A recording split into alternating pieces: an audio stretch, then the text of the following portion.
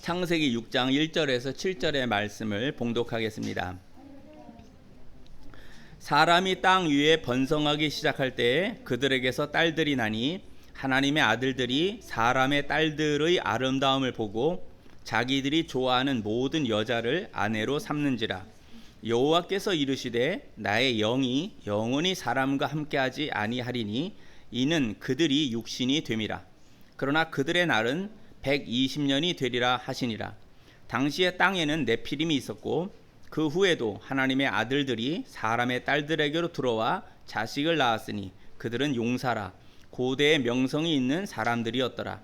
여호와께서 사람의 죄악이 세상에 가득함과 그의 마음으로 생각하는 모든 계획이 항상 악할 뿐임을 보시고 땅 위에 사람 지으셨음을 한탄하사 마음에 근심하시고 이르시되 내가 창조한 사람을 내가 지면에서 쓸어버리되 사람으로부터 가축과 기는 것과 공중의 새까지 그리하리니 이는 내가 그것들을 지었음을 한탄함이니라 하시니라. 아멘. 오늘 창세기 6장 1절에서 7절의 말씀을 대홍수 심판의 원인이라 하는 제목으로 말씀을 생각하며 함께 은혜를 받고자 합니다.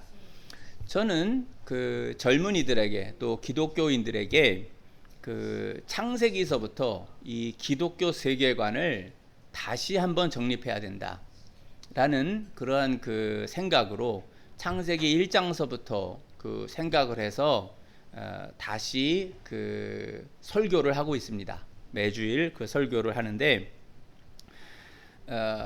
창세기 1장과 2장에서는 그 창조, 하나님께서 세상을 창조하신 것, 그리고 특별히 또 2장에서는 사람이 어떻게 창조된 것, 이것을 세세하게 말씀하시죠. 그리고 3장에 와서는 이제 그 죄가 어떻게 그 인류에게 시작이 되었는지를 말씀하고 있습니다. 그 다음 이제 4장과 5장에서는요 인류의 두 흐름을 이야기를 합니다. 4장에서는 그 아담의 그 낳은 아들 중에 있는 가인이 어떻게 하나님의 뜻을 버린 그러한 그 하나님이 없는 세상을 만드는가.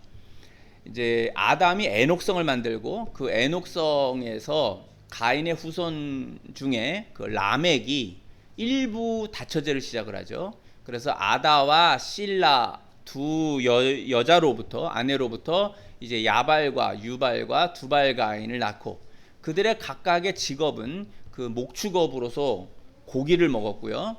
그 다음에 그 사람을 즐겁게 하는 음악과 그 다음에 두발가인은 그 각종 그 금속과 철을 다루는 자로서 무기가 발달했다라는 것을 말을 해줍니다. 그래서 그들은 나무로부터 탈취해온 그러한 그 재물들을 성에다 쌓아놓고 하나님 없이 인간이 즐길 수 있는 그런 그 문명과 문화, 사상을 구축한 것입니다.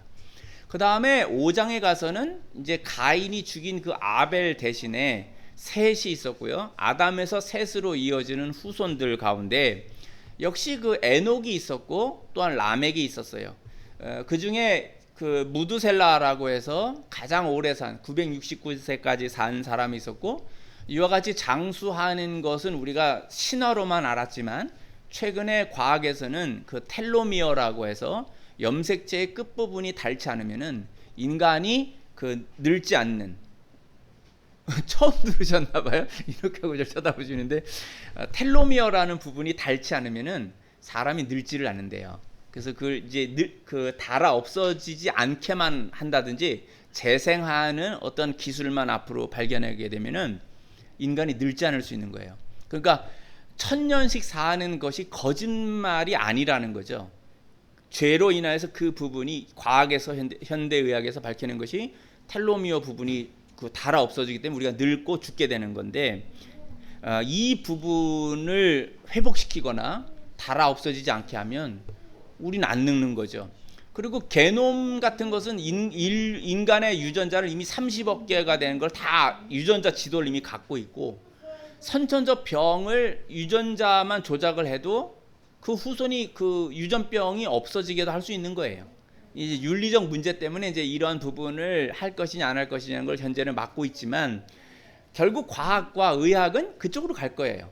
그쪽으로 가서 그러면 이게 뭐가 되냐면요, 여러분, 제가 지난주도 잠깐 얘기했지만 요한계시록에서 천년왕국이 있잖아요. 예수님 그 전천년설을 믿으시는 분들은 예수님 그 재림하시고 천년 왕국이 있잖아요. 그리고 천년왕국 끝에 부분에 가서 그 이제 사탄의 무리를 따라서 마지막 그 이제 전쟁이 있고 이런 것들이 단지 지금 이제 많은 보수주의는 무천년설을 하지만 이게 인간의 수명이 만약 그렇게 여기서 창세기 4장과 5장에서 말씀하는 것처럼 천년까지 사는 이런 부분이 있다면 천년 왕국은 이게 황당무계한 거짓말의 소리가 아닐 수 있다는 거예요.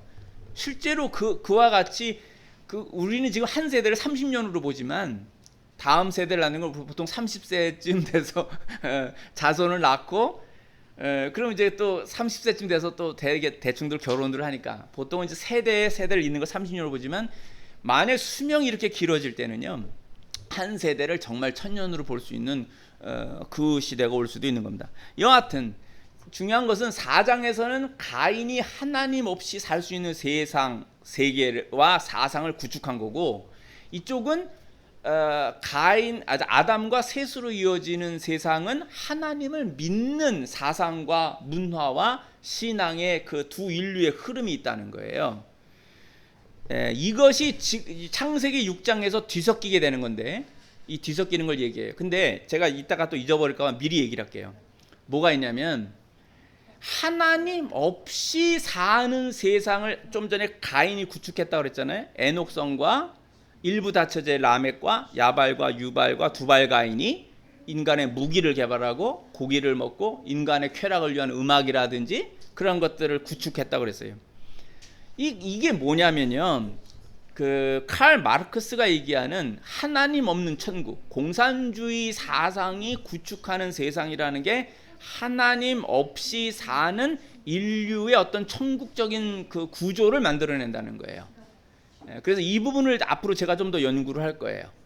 그래서 이제 많은 분들은 마치 이것이 자본주의와 그리고 공산주의라는 것은 헤겔의 정반 태제와 안티태제로 인해서 신태제, 종합된 태제로 인류가 계속 진보하는 어떤 흐름에서 나타난 자본주의의 반대로서 공산주의가 나왔다, 이렇게 보는 견해들이 많은 거죠.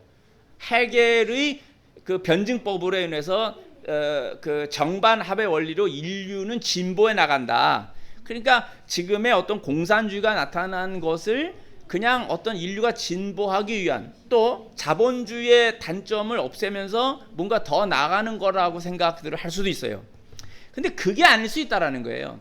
성경이 말씀하고 있는 건 하나님을 믿는 사상과 문화와 문명의 세계가 있고, 그게 아담과 셋으로 이어지는 문명과 문화와 사상의 세계고, 하나님 없는 사상과 문화와 문명을 가인과 그의 후손들이 구축했다는 거예요. 에녹성에서. 그와 같은 흐름의 하나로 공산주의가 있을 수 있다는 거예요. 그러니까 우리는 철학에서 헤겔이 말하는 정반합의 원리로서 이것을 보면은 기독교인들이 볼 때도 그냥 사회주의 사상 그런 거 우리가 받아들일 수 있는 거 아니야?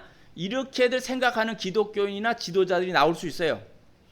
그런데 이것을 이렇게 정반합이나 이런 거로 성경은 말씀하지 않아요. 칼 마르크스라는 사람이 공산주의라는 것은 하나님이 없는 천국을 인본주의에 의해서 만들겠다는 거고, 기독교라는 것을 이걸 인민의 아편, 사람들의 아편 같은 것이라고 이미 규정을 해놓았고, 사회주의나 공산주의를 지향하는 그러한 사람들, 지도자들은 소련이나 중공이나 북한이나 그리고 동남아시아의 나라들이나 모든 대다수의 사회주의 나라에서는 기독교가 엄청나게 핍박을 당했고 기독교의 세력을 거의 없애려고 했어요. 심지어 저는 중국에 선교를 했던 사람이니까 중국의 찌양칭이라고 마오쩌둥, 모택동의 아내인 강청이라고 하는 여자는 뭐라고 선언을 했냐면, 중국에서 교회를 보려면 박물관에나 가야 볼 수 있을 것이다. 다 없애버렸다는 거죠. 그 정도로 엄청난 핍박을 했어요. 그래서 중국 상하이에서도 한 2개인가 몇 개밖에 그 교회가 없었고요. 다 없애버렸고, 지금 저 북한 평양에서도 뭐예요? 2군데밖에 교회가 없죠. 예? 그 김일성의 그 어머니 강반석 집사를 기념하는 그 참 기독교인의 자손 가운데 그런 사람이 나와서 완전 무신론으로 가고, 북한이라고 한 10만 평방킬로미터에 거기가 한 11만 평방킬로미터 되죠. 그 정도의 땅을 완전히 하나님 없는 세상으로 만드는 이와 같은 그 고통의 나라로 만들어 버렸어요. 사회주의 공산주의를 지향하는 곳에서. 그래서 이것이 단지 정반 합의 원리에 의한 것이 아니고, 성경이 말씀하는 하나님을 믿는 문명과 하나님을 믿지 않는 문명과 사상에 의한 대립과 갈등으로서 보는 것이 더 타당할 거예요. 그럼 오늘날 한국에서 지금 사회주의를 지향하는 사람들이 정권을 잡고, 그들이 현재로서는 기독교 세력이 강하니까 여러 가지를 못하고 있겠지만, 문제가 뭐냐면 지금 이제 코로나로 인하여서 처음에는 뭐였냐면은 예배는 허용을 했다가 소규모 예배들만, 소규모 모임을 못하게 했죠. 그러다가 코로나가 지금 강성해진다고 하면서 나온 게 뭐예요? 비대면 예배하라는 거예요. 사람들 모여서 대면 예배에도 지금 이제 이게 들어온 거예요. 예배를 사실상 금한 거죠. 그러니까 인터넷이나 이런 걸 통해서 비대면 예배로만 하라, 이렇게 이제 나온 거예요.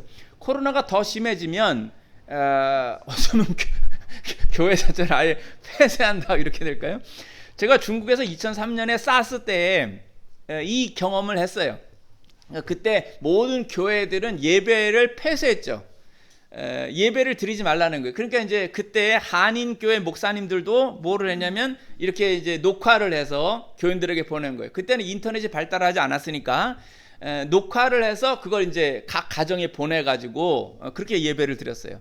저도 그 당시에 이제 선교사면서 한인교회 이제 학생들을 맡고 있었는데, 이제 녹음을 해가지고 저는 뭐 학생들은 이렇게 녹음을 해서 이제 보내서 이렇게 예배를 드리고 그랬었어요. 근데 한 가지는 중국 교회에서 제가 느낀 것은 뭐냐면, 그 핍박 가운데도 제가 늘 생각하는 게 저 중국에서 문화 대혁명 때 감옥에 갇혔던 목사님들이에요. 그 목사님들은 감옥에 갇혀서도 뭐냐면 중국 그 끈앞풀들이 있어요. 그래서 이 목사가 기도하나 안 하나를 다 감시하고 있어요. 그러면 눈 감고도 기도를 못 해요. 기도하면 또 매 맞는 거예요. 독방에 갇히고 뭐 여러 가지 일을 당하는 거죠. 그러니까 기도도 어떻게 되면 눈 뜨고 기도해야 되는 거예요. 일체 기독교 생활을 보이지 못해요. 그런데 눈 뜨고 있어도 알아요. 그 끈앞풀들이 알아요. 공산당 스파이들이 가만히 이러고 있으면 저 기도하고 있구나라는 걸 느끼는 거예요. 제가 그래서 한국에 돌아와서 한국 교인들에게 지금 하고 있는 말이 뭐냐면, 추상이 abstraction인가?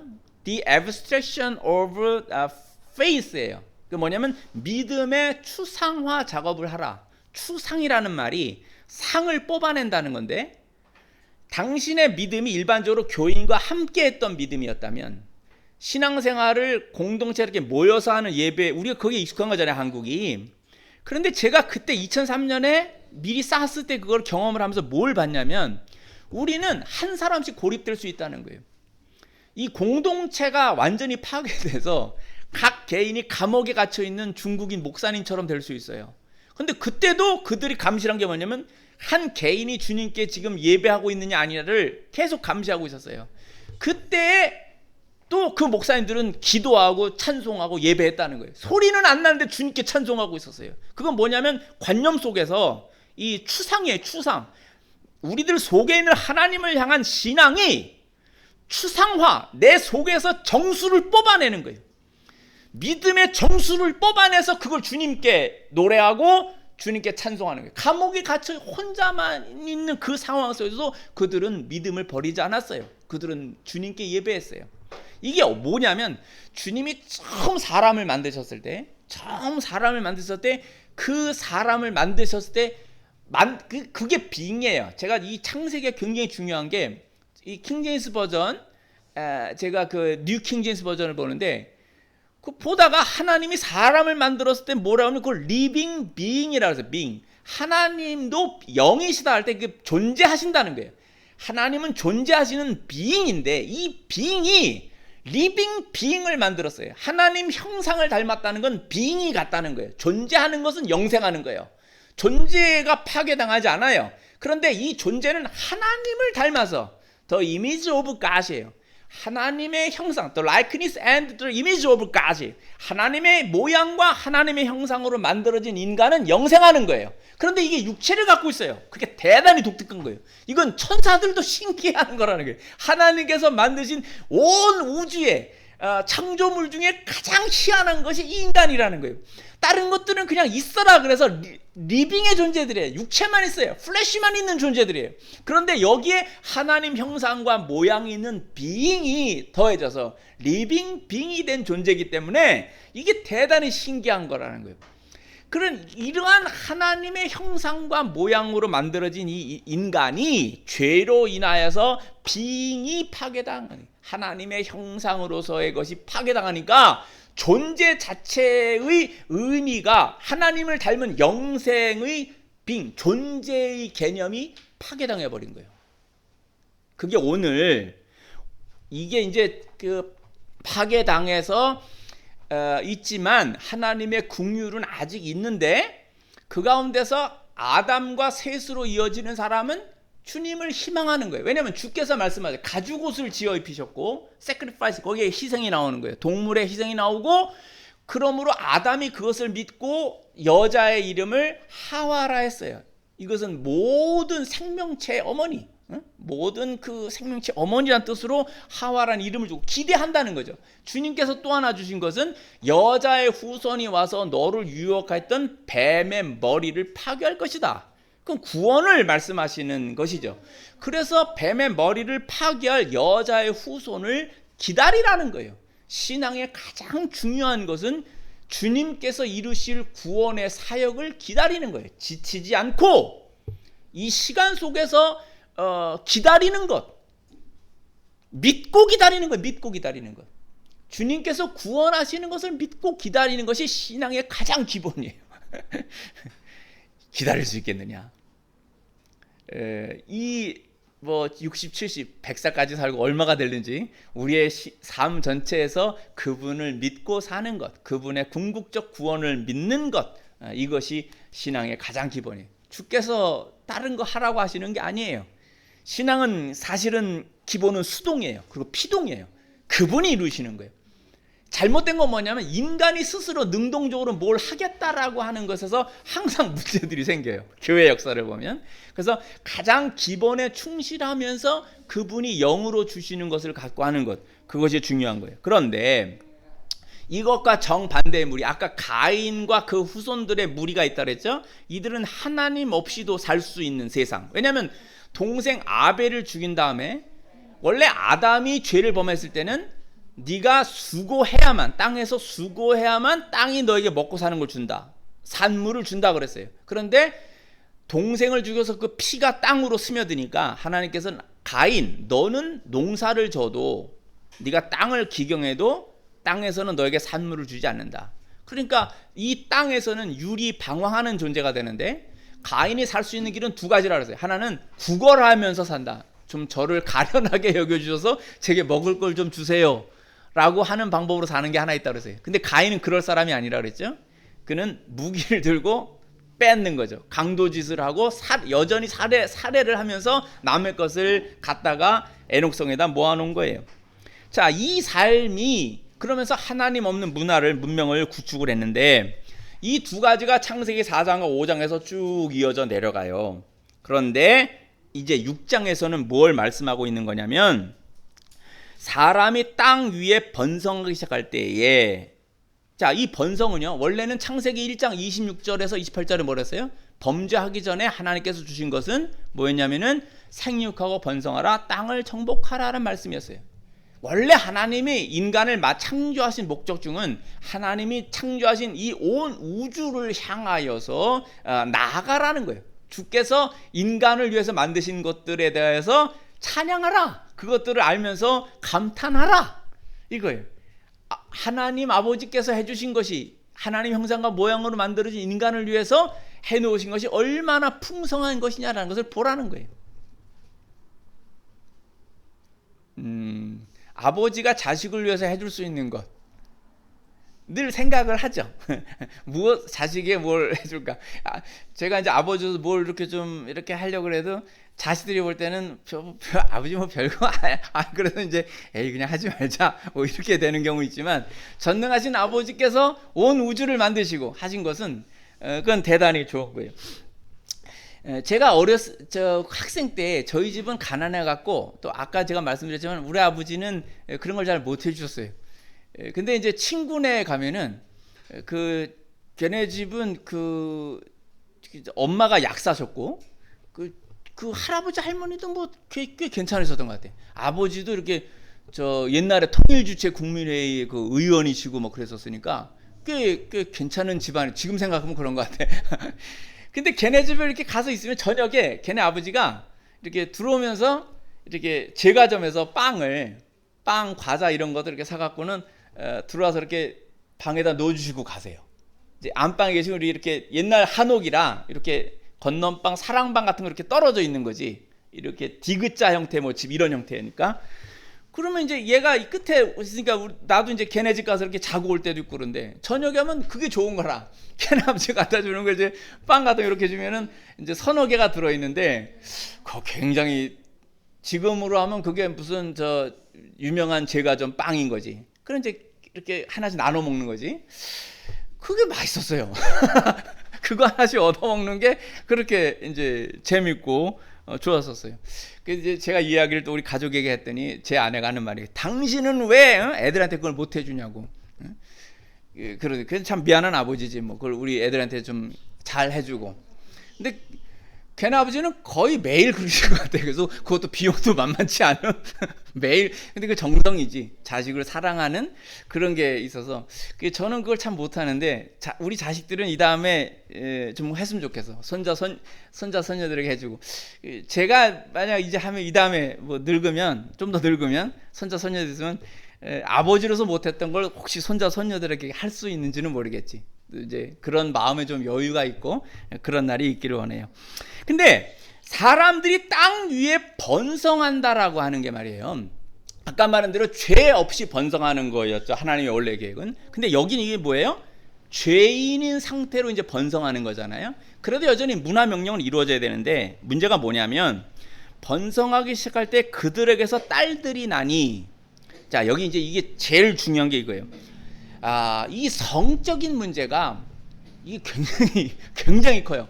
죄의 문제라든지 여러분 교회를 다니던 애들이 자기의 힘으로 안 되는 걸 느끼는 데가 언제냐면요, 성 호르몬이 꽉 찼을 때야. 청소년이 되어서 이제 이 성에 대한 관심과 이 호기심이 생기는데, 이거는 이성이 못 눌러.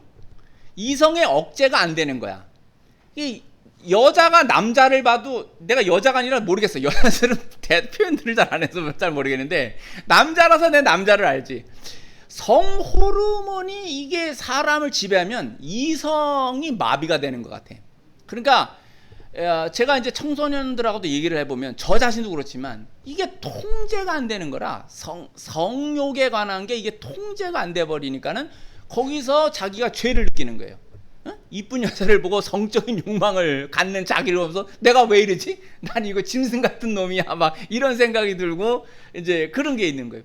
그러니까 이게 어디까지 가냐면, 프로이트의 모든 성 이론이, 그의 정신 분석학이 뭐냐면 이걸 푸는 거예요. 성에 관한 그 인간이 갖고 있는 리비도라고 말을 하면서, 리비도의 본능과 그리고 자기 속에 있는 슈퍼에고라서 초자, 신처럼 되려고 하는 욕망과 그 사이에 끼어 있는 자, 중국말은 쯔워라고 하는, 영어로는 이고라고 그러죠. 이 라틴은 에고가 될 텐데, 에고, 이 성 호르몬의 고통 속에 있다 보니까 사람들이 뭐가 에고 그런 거예요. 그래서 에고예요.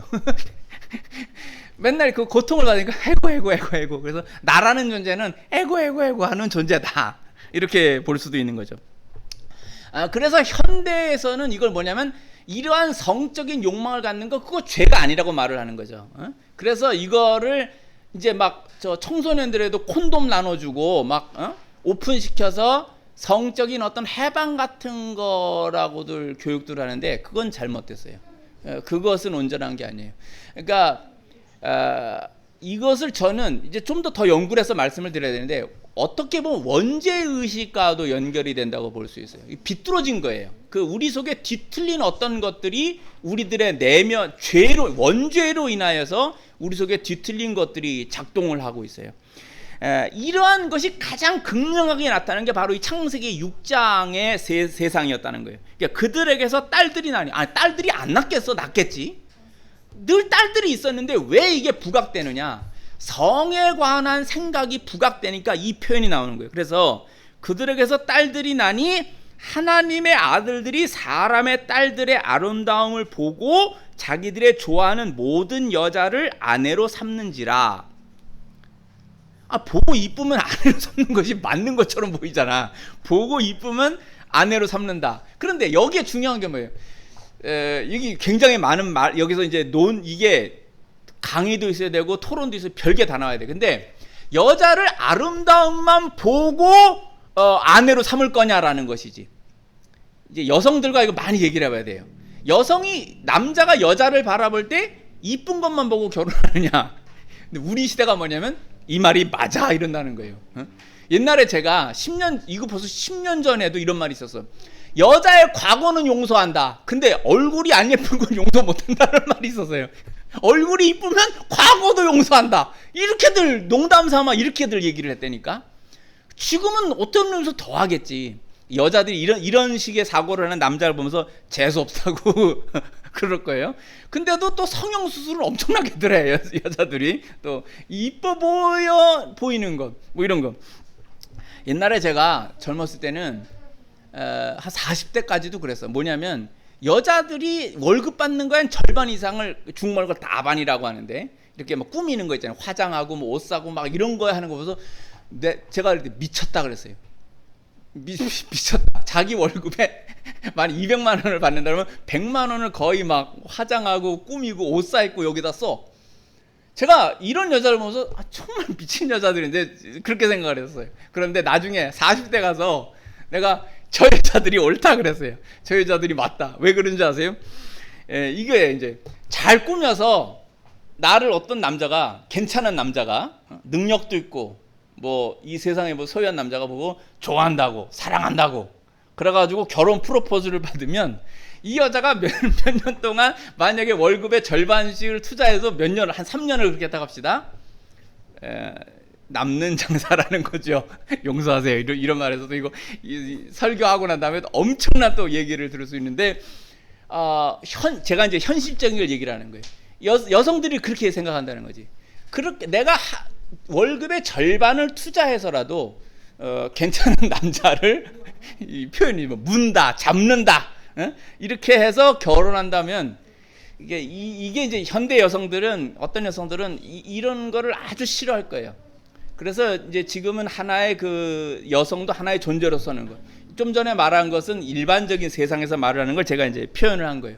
근데 그렇게 하는 여성들을 보면서 제가 나중에 느꼈던 거는 저게 현실적으로 맞는 것일 수도 있다. 막 그런 생각을 제가 했었으니까요. 뭐 여하튼 이런 것들이 하나님의 아들들이 사람의 딸들의 아름다움을 보고 자기들이 좋아하는 모든 여자를 아내로 삼는지라. 이게 뭐 일부 일차였겠어요? 첩이든지 뭐 숨겨둔 중국 사람은 그걸 띠산저라고 그러는데 제3자라는 거지. 여러 가지 현상들이 나타났겠죠.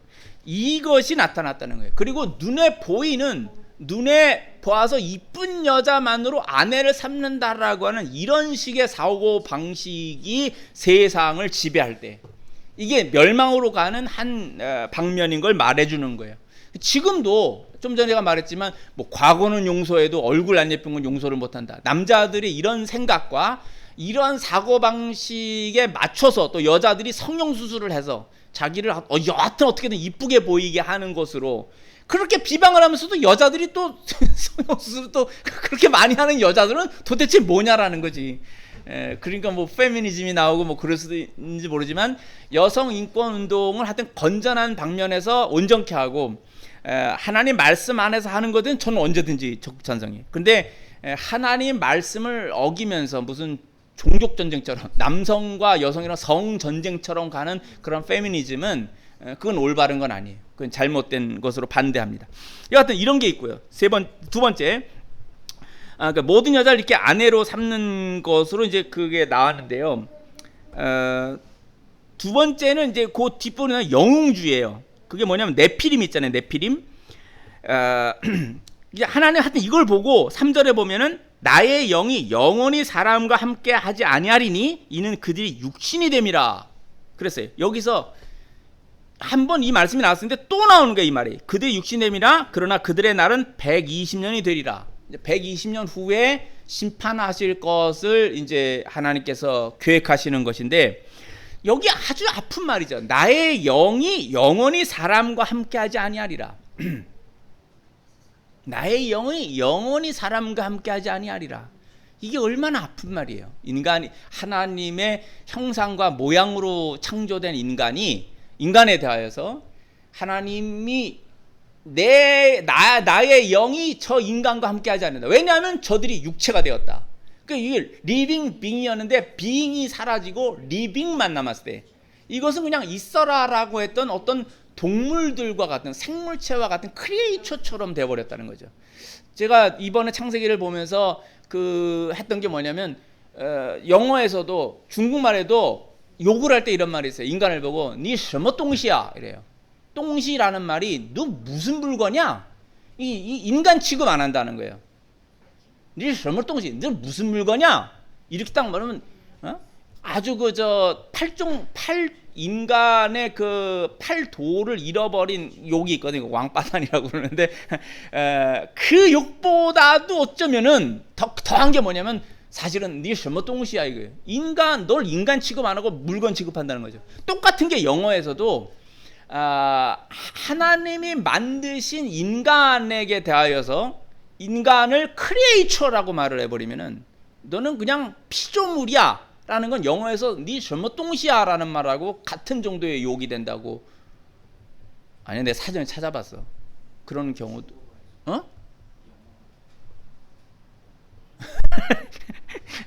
예, 하여튼 제가 본 사전에서는 크리에이처의 개념에서 이것은 이렇게 낮춰보는, 인간을 낮춰서 보는 그러한 부분이 있어요. 자, 그 다음에 봐야 될 게 뭐냐면 4절 이하야. 당시에 땅에는 네피림이 있었고 그 후에도 하나님의 아들들이 사람의 딸들에게로 들어와 자식을 낳았으니 그들은 용사라 고대 명성이 있는 사람들이었더라 그랬죠. 이 창세기 6장의 세상이 뭐냐면 두 번째는 영웅주의라는 거예요. 히로이즘이 나타나는데요.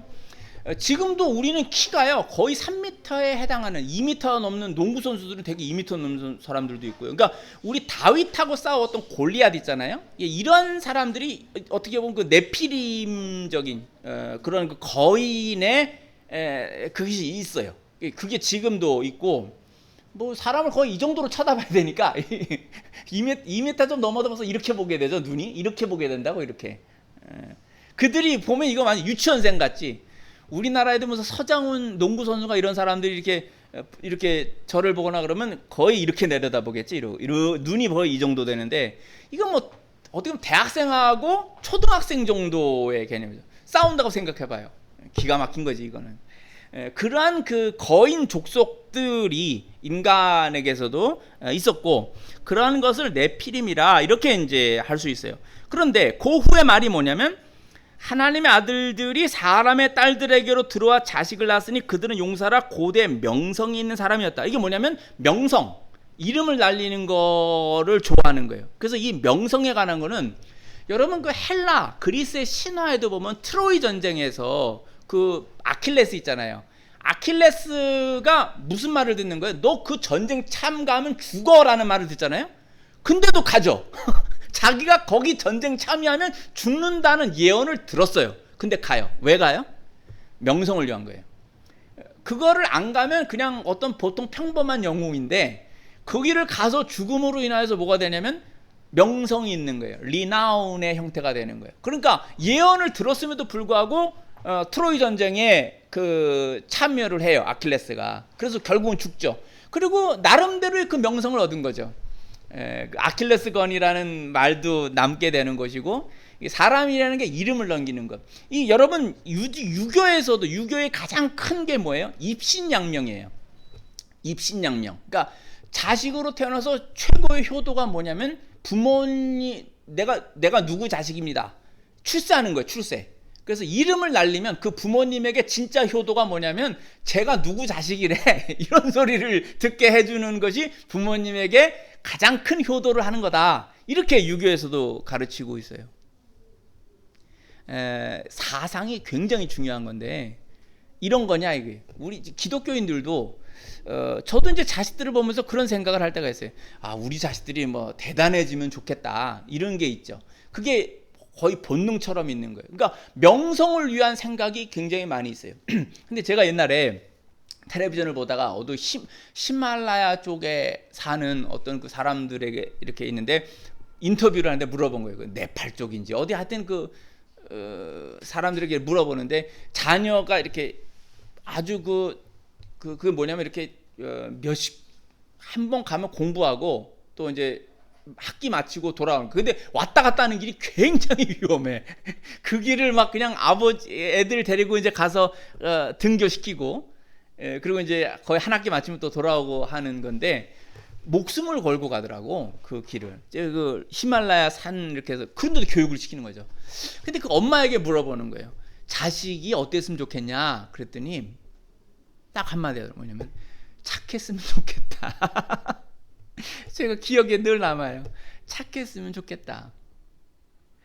그게 기억에 있어요. 그러니까 내 자식이 무슨 명성을 날리거나 그런 게 아니고 이 아이가 태어났는데 착하게 살았으면 좋겠다. 제가 지난주인가 한번 설교했죠. 헬라어 사전을 제가 보니까 그 첫 페이지에 맨 처음 나오는 단어는 아니지만 그 오른쪽 옆인가에 아가소스라는 말이 나와요. 알파로 시작하니까 아가소스라는 말이 나오는데 이게 뭐냐면 선하다 이 뜻이에요. good 의 뜻이에요. good. 아가소스라고 그러는데 성경이 말씀하시는 게 뭐예요? 하나님은 선하시다.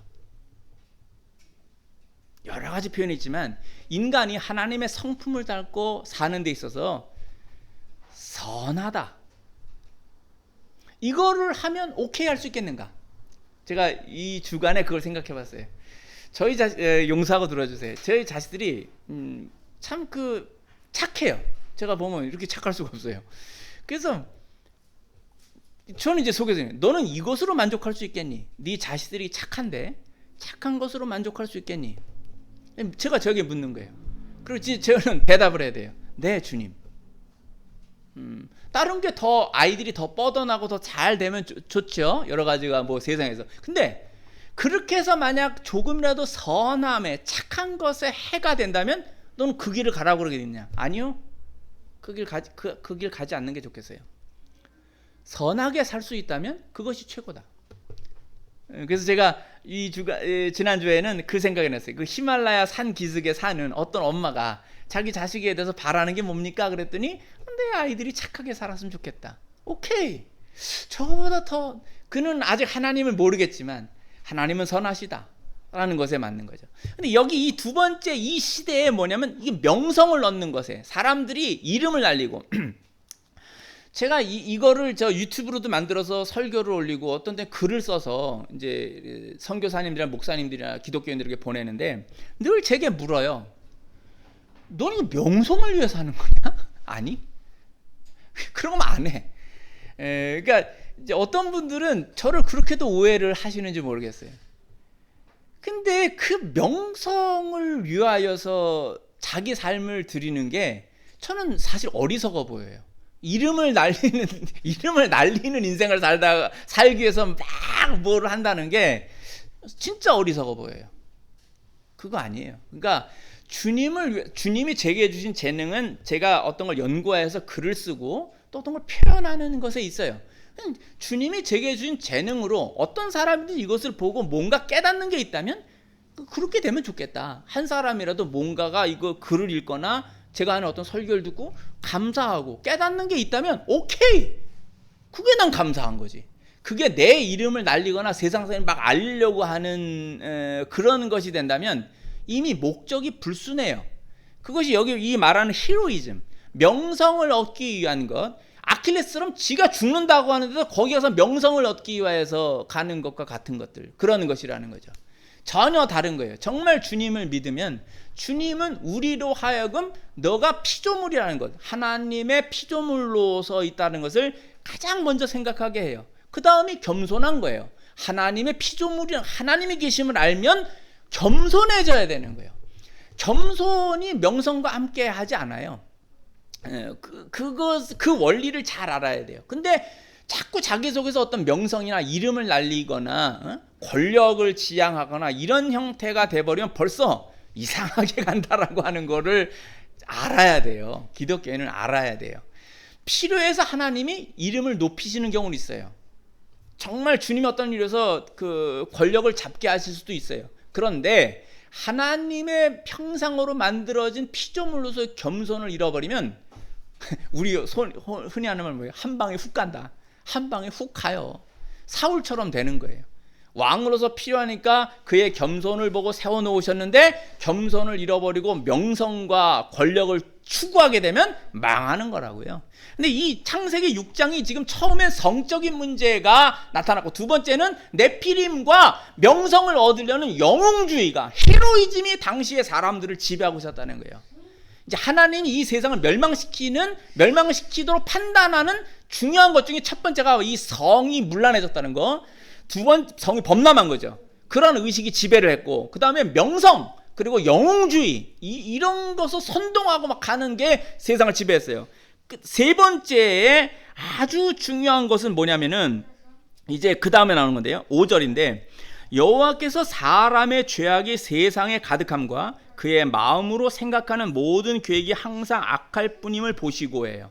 이 6장 5절이 굉장히 중요합니다. 이게 왜냐하면 사람의 죄악이 세상에 가득하다라는 것은 스트럭처, 소셜, 우리의 사회의 구조가 세상에 이미 가득하다는 거예요. 죄악이 이 세상에 가득함. 그러니까 월드가 변했다는 거예요.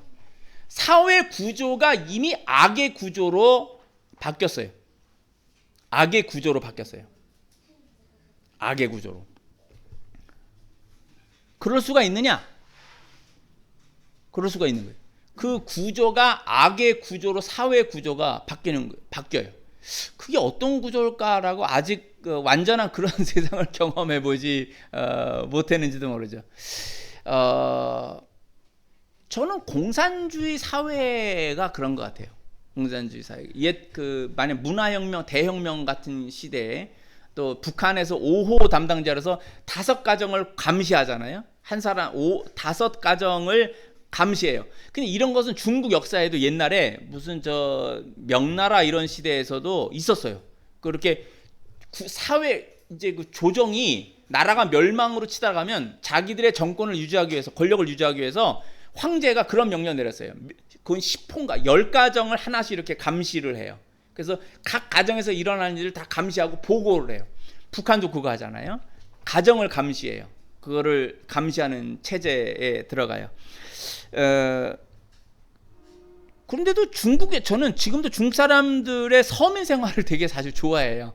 그 착한 사람들이 있고, 우리나라 옛날 60년대 70년대에 있었던 모습이, 제가 2000년에 중국에 갔을 때 그런 모습을 많이 봤어요. 드라마에서도 그런 모습을 많이 보고, 막 발달한 것보다 저는 그 사람들 사이에 그 이웃이라고 하는 정의 개념이 있는 거, 이런 거를 좋아해요. 그래서 이렇게 보는데, 여하튼 이 사람의 죄악이 세상에 가득함과, 그 다음 말이 더해 그의 마음으로 생각하는 모든 계획이 항상 악할 뿐을 보시고, 이건 개인에 관한 거예요. 그러니까 각각의 개인들이 사회 구조가 악으로 치달아가면은 사람도 변질돼 버려요. 착했던 사람도요, 몇 번 당하잖아요. 몇 번 당하면 악해져 버려요. 옛날에 제가 그 한비아라고 하는 그 여자가 이제 여행을 많이 한다잖아요. 중국에서도 이제 살았었는데, 이 사람이 9번인가 자전거를 샀대. 근데 다 훔쳐갔대, 중국인들이. 9번인가를 훔쳐가갖고 열받아갖고 자기도 한 대 훔쳤대. 그걸 썩었더라고. 하도 열받아갖고 자기도 중국인 자전거를 한번 훔쳤다고 그러더라고요. 어떤 사람은 이제 그 심양에서 했는데, 어떤 기억이 안 나는데, 자꾸 훔쳐가니까 이제 자꾸 체인을 가는 거야. 막 두툼한 거 막 별거로 막 갈아놨는데 또 훔쳐가더래. 그 하루는 거기 적혀 있더래. 네가 어떤 거로 체인을 갈아도 자물쇠를 어떤 거로 바꿔도 난 훔쳐가. 그리고 쪽지가 적혀 있더래. 어떤 자물쇠를 해도 나는 훔쳐가고 도둑놈하고 그 사이에 그런 일도 있었다 그래요. 저도 몇 번을 이렇게 중국인들이 이렇게 훔쳐갔어요. 그래서 어떤 때는 이렇게 공개적으로 벌건 대낮에 이제 세워놓고, 제가 그 중국어를 배우기 위해서 학교를 갈 때 이제 이렇게 아예 대놓고 어떤 때는 가기도 하고, 어떤 때는 후미진 곳에 누구도 잘 안 오는 뭐 그런 수단 이렇게 잘 해놓고 와도 다 훔쳐가더구만. 다 훔쳐가. 아이고, 훔쳐가면 그냥 열받죠. 막 그냥 진짜 그 한비야 그 사람 생각하죠. 나도 한 대 훔쳐. 근데 훔칠 수 있는 뭐 기술도 없고 용기도 없고 그 양심이 그런 것도 못 하겠어. 속으로만 나도 성질 나는데 한번 훔쳐. 막 이런 생각만 할 뿐이지 그런 거는 못 하겠더라고. 근데 한비야 그 사람은 한 번 훔쳤대. 남의 거랑 뭐 이렇게 9번인가를 자전거를 잃어버리고 했다는데, 무슨 말이냐면 변질된다는 거예요. 아무리 착한 사람도 사회 구조가 악한 구조가 되면 거기에 생존해야 되니까 악을 맞추는 거지. 내가 살기 위해서 사회가 다 악해지면 거기에 맞춰서 변질되어 간다는 거죠. 제가 처음에 이걸 말 안 했는데 그 아담서부터 그 노아 때까지 거기는 7세대를 표현해요. 근데 이걸 그 사람들의 수명을 다 연결해 봤더니 누가 찾아봤는데 1676년이래. 그러니까 아담서부터 노아의 멸망 시기까지 성경에 기록된 건 7세대 만에. 이게 성경은 사실 상징적 개념이 있어요. 7세대로 말을 한 건 뭐냐면 7이라는 게 완전 수거든. 어떤 일의 끝장이 나는 숫자가 사실은 이제 7이라는 숫자 속에 있어요. 그래서 노아 시대까지 7세대의 그들의 수명을 다 합쳐봤더니 1676년인가 하는데, 하나님께서 만약 그 수명대로만 한다면 인간을 창조하시고 1676년이 지났을 때 이 세상은 하나님 보실 때 멸망시키지 않을 정도로 완전히 타락하고 부패했다는 거지. 그러니까 아까 아담과 셋으로 이어지는 에녹도 있고 거기 라멕도 있고 무드셀라도 있고 별사람이 다 나오는데, 하나님을 믿는 사람들이 가인을 추구하는 자들이 많아지니까, 우리 그걸 악화가 양화를 구축한다고 하잖아요. 그 시대가 되어서 다 망하게 되었다는 거예요. 다 변질되어 버렸다는 거지. 이제 9장에 가면 이제 노아만이 은혜를 입는 자가 되죠. 하나님의 은혜를 입고 그가 하나님의 말씀을 끝까지 지키려고 하는 것에서 긍휼하심을 입어서 그를 통하여 이제 방주를 만들고 그를 통하여 이 생물체들을 보호하시고 하죠. 그러나 인간의 죄로 인하여서 자연이 그 죄악에 물들어 버린 것에 대해서는 완전히 주님이 심판을 하십니다. 그래서 이 세 가지라는 거예요. 주님이 심판한 대홍수 심판에, 여기서 이제 쓸어버린다라는 표현이 와이프아웃이에요. 이 말이 얼마나 무서운 말이에요. 사랑의 하나님이라고 하는 그분에게는 공의가 있어요. righteousness가 있다고요. 저는 항상 하나님을 생각해 보면 이 righteousness라고 하는 공의와 love, 사랑이라고 하는 이 두 가지의 개념이 어떻게 균형을 이루고 계시는가. 인간은 그거 잘못하는 게 아니라 사실 못하죠. 그게 어떻게 조화를 이루고 그게 어떻게 균형을 이루는가. 죄에 빠져 있는 인간은 못하는 것 같아요. 그러나 최선을 다해서 하려고 할 뿐이죠. 이 의와 사랑을 어떻게 이루어내는가. 그걸 못하니까 사실은 예수님의 십자가라는 게 인간은 그걸 못하기 때문에 그분이 인간의 구원을 위하여서, 사실 십자가라는 게 의와 사랑의 그 종합이에요. 그 표현으로 볼 수 있습니다. 그래서 이 주님이 심판하실 때 이게 다 쓸어버리는데, 이 공의의 심판이 일어나는 원인을 바로 창세기 6장 1절에서 5절까지 세 가지로 말을 하고 있는 거예요. 그런데 이것이 지금 우리 세상에 뭐 옛날에도 그랬어요. 이게 늘 하여튼 인간은 이걸 추구하고 있었어요. 성적인 쾌락을 추구하고, 그리고 히로이즘, 자기를 돋보이게 하는 거, 권력이나 어떤 그 이름을 날리는 명예나 이런 것에서 항상 그거를 추구했어요. 그 다음에 이 세상의 구조가 하나님이 없는 구조는, 하나님이란 그분의 이름이 없는 구조는 결국은 엔트로피처럼 변질되어 간다는 거죠. 악의 구조로 꽉 차 버린다는 거예요. 그래서 하나님을 믿는다는 것은 아까 제가 저 믿음의 추상화라는 말을 했어요. The abstraction of faith라고 했는데 중국의 목사님들이 제가 중국의 선교사로 있으면서 배운 것이 그런 거예요. 감옥에다가 20년을 넘게 감옥에 두는데도 그들이 혼자 있음에도 불구하고 믿음을 잃어버리지 않아요. 그 수도사와 같은 거죠. 광야에 혼자 있어도 혼자 있는 게 아니에요. 그들은 왜냐하면 아까 제가 처음에 그 말하는데 창조되었을 때 우리가 창조되었을 때 창조된 나는 나라고 하는 하나가 아니라 창조하신 그 분과 연결되어 있는 나로 항상 있는 거예요. 신앙이 있다는 건 내가 아무리 혼자 있어도 나 혼자 있는 게 아니라 나를 창조하신 그분과 항상 함께 있는 거예요. 그러니까 최소한 항상 둘이라는 거죠. 하나님과 나라는 개념에서의 나를 말하는 것이 이게 기독교인의 인디비주얼리즘이에요. 개인주의라는 거예요. 근데 하나님을 안 믿는 사람들은 자기 하나만 있죠. 그 하나하고 기독교인의 하나는 다른 거예요. 우리들의 그 하나라고 하는 것은. 그러니까 믿음의 추상화라는 작업이 감옥에서 수십 년을 있어도 이 사람들이 미치지도 않고 우리가 로빈슨 크루소의 그 인간 혼자 못 산다고 하면서 그 고립되어 있는 것이 얼마나 힘든 거라는 것을 소설로 나타나잖아요. 근데 기독교인은 달라요. 기독교인이 정말 하나님을 믿는다면 로빈슨 크루소처럼 있어도 뭐냐면 그 하나님과 늘 사실은 영적으로 대화하고 있는 거예요. 그건 그 고립된 나가 아니라는 거예요.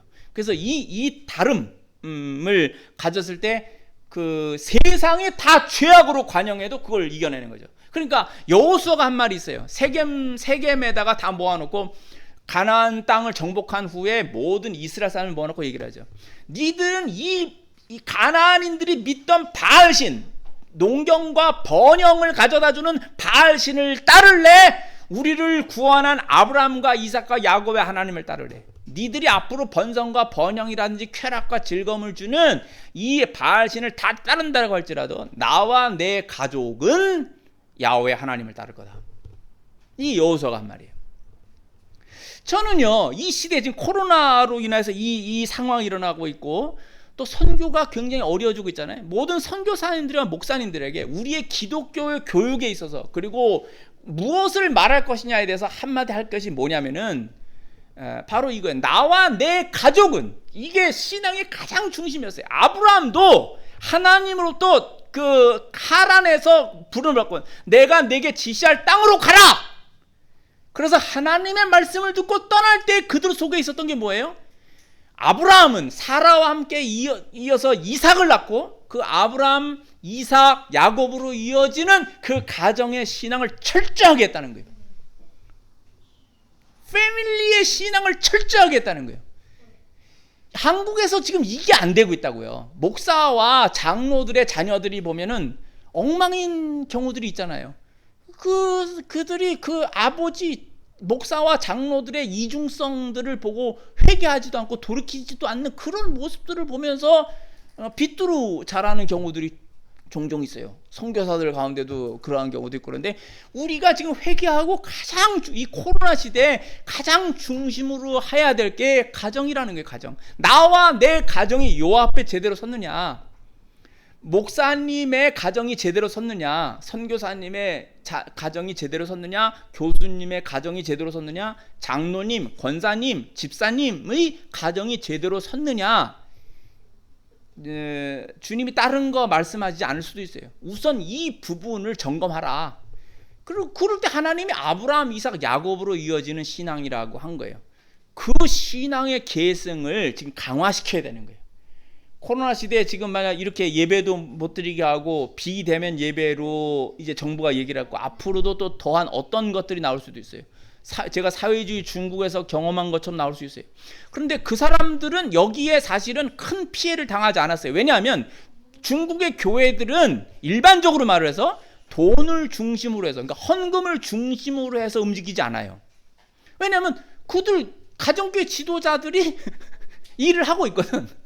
그러니까 뭐 예배를 모여서 해서 헌금이 안 나오는 형태가 된다 할지라도 그게 실제적 피해를 주지 않아. 피해를 주지 않아요. 다 쪼개라 그러면 쪼개서라도 위에 있는 걸 다 잘라버린 거죠. 아까 짱청이 얘기했더라지. 응? 교회를 찾으려면 박물관에 가서나 봐야 된다. 근데 뿌리는 하나도 안 사고 밑에서 그대로 굳건하게 있었다고. 개혁 개방될 때 그게 나와서 지금 1억이라고 하는 단일 국가에서는 세계 최고의 인구를 갖는 게 중국이라고 하잖아요. 가장 힘든 곳이라고 하는 그 땅에서 오히려 가장 건강했던 교회가 있었잖아요. 개혁 개방되면서 오히려 이제 많이 좀 물들어가기도 한다고 하는데, 핍박은 오히려 교회를 건강하게 한다는 거죠. 그게 초대 교회, 제가 요즘 초대 교회사를 이제 강의할 게 있어서 그걸 준비를 하고 있는데, 그 보니까 최다 그거야. 핍박이 오면 오히려 건강해져. 불순물들은 잘라져 나가고 진짜 알갱이들이 남는, 알맹이들이 남아서 주님을 찬양하는 형태로 나타나더라 이거예요. 그러면은 우리의 이 코로나 이런 상황 속에서도 정말 주님을 믿는 자들은 예배하겠지. 어떤 형태로든, 그게 대면이든 비대면이든 우리 속에 있는 거를 못 버리게 한단 말이에요. 버려지는 건가? 그게 안 되는 거죠. 근데 창세기 6장에서는 지금 그것들이 다 파괴당하고 노아 이외에는 다 주님으로부터 쓸어버림을 당하는 형태가 됐단 말이에요. 그 나중에 하나님은 이제 그 아브라함을 통하여서 다시 개인에서 가정을 일으키고 그것을 이웃과 공동체와 사회와 국가와 그리고 그리스도 예수를 통해서 전 세계로 확장시키는 이 일들을 하고 계시는데, 항상 여기서 제일 처음 볼 게 뭐예요? 다시 한 개인과 그 가정의 신앙이 어떠냐라는 최소의 단위. 주님이 창조했을 때 가장 했던 것이 뭐냐면은 가정이었단 말이에요. 가정. 남자와 여자가 결혼하여서 가정을 이루라. 이거는 범죄하기 전에 이미 주님이 직접 주셨던 제도란 말이에요.